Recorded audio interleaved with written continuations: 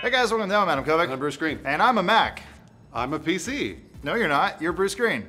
Just read the script! Sorry. How's your bank account looking after buying those shiny new consoles, huh? Fairly empty, Bruce. Well, I will toss out your self-respect and prepare for a new life of sexual service because you've got another one to buy. Maybe. That's exciting, Bruce. I'm gonna stop saying your name. So as usual, in the weeks leading up to an Apple unveil, rumors have flown around about Apple's new set-top box. Ooh. Though Apple will supposedly debut their new Apple TV next Wednesday, an article from TechCrunch editor-in-chief Matthew Panzarino Nailed it. Nice. Revealed some big news about the device. Lawrence, what was the big news? Is that part of the quote? Yeah, he's a kind of a crude guy. In the article, Panzarino claims that the next Apple TV will include a remote with a, quote, microphone, physical buttons, a touchpad, and motion-sensitive controls. So that not only implies that the new Apple TV will have more of a gaming focus, but that it's also kind of emulating the experience of one of the most successful consoles ever made, the Nintendo Wii. Sony Dreamcast! It's like a 2007 all over again, and I still have my virginity. Other rumors even say that the new Apple TV will support apps and games made by independent developers, which is a huge change from Apple's usual policy of total control. This info is somewhat supported by a new Twitter account Apple launched just yesterday. Okay. That's right, it's the App Store Games. Oh man, I just followed it. Yeah, it Can I doesn't... follow again? Go ahead. I mean, unfollow, follow again, it makes me feel good. So it doesn't exactly explicitly mention anything about a new Apple TV in their account, but given that the thing hasn't actually been announced yet, that actually makes sense. Yeah, finally, the last bit of info concerns price. Lawrence, what's that about? Man, tech writing, it's just all over the place. So, the New York Times reports the device will jump in price from $69 to $149. That's gonna double, basically. Yeah, basically. And then other sites suggest it may even go up to $199. What? Fuck it, why not $400? Let's just keep going. It's twice as good! It's an Apple device, someone's gonna buy it. Roll it all together, and we're looking at a $150 to $200 Apple console that will include a controller, is an open platform for games, and will also support all Apple entertainment services. Lawrence, do you think this is actually a good move? I mean, it seems to be the complete opposite of what the Chromecast offers, which is basically a $25. It's almost free at this point. it is. Is this what Apple's pretty much known for? Not really, not yet. I mean, they put out their Apple TV, and they always called it kind of a hobby for the company. Yeah. And it was kind of adopted in the same way. People kind of bought it, but it didn't really sell well. We'll get more into the numbers in a second, but yeah, this is kind of Apple stepping outside of their comfort zone a little bit to provide an all-in-one device. I mean, the iPhone was always that, but they never really had that experience in the living room, and it seems like that's where they're going. I feel like Apple's not really known for making cheap products, and They're not. so the No, they're only not. way to go is up. Yeah, and that's exactly what they're doing. Actually, Apple TV first started trying to sell in 2007. Sales have kind of floundered since. By 2013, both Roku and Chromecast outsold the Apple TV by nearly 2 to 1 individually. Yeah, definitely by being a lot cheaper, and even one of the Roku models actually has a controller that allows you to play Angry Birds already, so... Yeah, similar attempts from other companies have also fizzled. Remember when the Xbox One debuted by featuring entertainment and television? I do not. I've blocked it from my brain. You remember football? No, I don't remember football. So when it comes to agenda, Panzarino suggests that Apple may be relying on gaming to be their ticket into the living room. Okay. Yeah.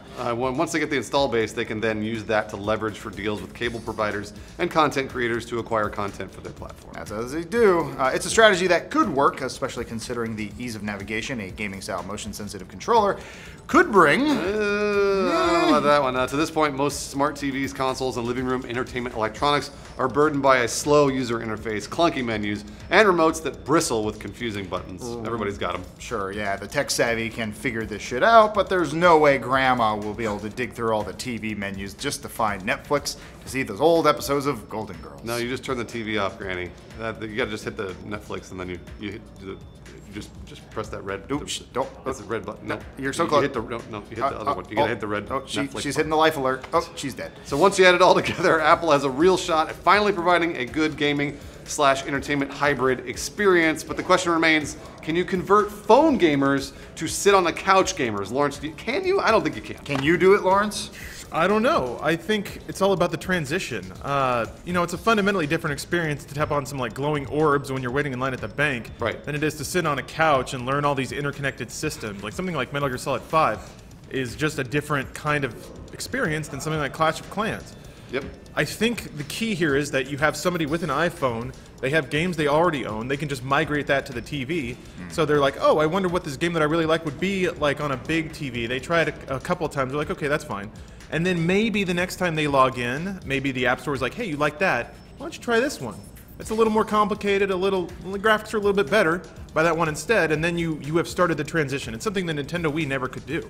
I mean, we learned that from the Nintendo Wii. You have over 100 million units out there that were really nothing more than a Wii Sports machine slash dust collector. Yeah, it's kind of weird because Apple typically feels ahead, and this time they feel behind. It's like they're trying to catch up. Yeah. And be like, oh, we have a Nintendo Wii too, and that was what, 7, 8 years ago? Right, and this is kind of strange too because, I mean, just from a personal belief, I think people are vacating the living room, and the future of any sort of in-home entertainment is going to be virtual reality. Yeah. And I don't know if this is the right way to go. It's everyone's just on their phones and tablets at this point. Yeah, there are tons of aspects to consider when it comes to a device like this, whether or not you're especially excited to play Clash of Clans on your couch. The truth is, this device has the potential to drastically expand the reach of gaming. As far as we see it, more people playing games is a good thing, I think. You're almost there, Grandma Fran. But I think this Apple TV thing it sounds poorly conceived unless they can add like a VR attachment or something to it that will make it a larger box. It just already sounds dated out of the gate, and if they're going to try to charge more money for it, I think we might be seeing the death of Apple TV. What's wrong with you? This isn't for hardcore gamers. You're pitching this like it's for hardcore gamers. Not really. No, we're not. We're Yeah, you absolutely are. not. Nope. What you're saying is that this box is only going to have games that like you have to no. This is for casual bullshit games. Yeah, and I think the implications of it are too hardcore for the casual gamer. Yeah. I don't think that. I think the casual gamers are already captured by iPads and iPhones. And I Easy think that touch things. Once you put a controller in their hand, it gets complicated. Nobody likes the Wii U, so this is going to fill that gap that old people who wanted to buy a Wii U but were confused by the touch screen. Old people wanted to buy Lawrence. What? Hold on. Old people wanted to buy a Wii U. I don't have any market data saying that. I think Did they buy the Wii? they did, but they bought it as a Wii Sports machine. Well, that's kind of my point because Here- the Wii U well, wasn't a Wii Sports Yeah, machine. but that was like 10 years ago when it was novel. The problem was you had to convince everybody that owned a Wii to go back to the store and buy another disc that Yep. they didn't know anything about. Which you won't have to do with this because it's going to be all digital. This is coming from the guy that invested in the Ouya. I didn't invest in it.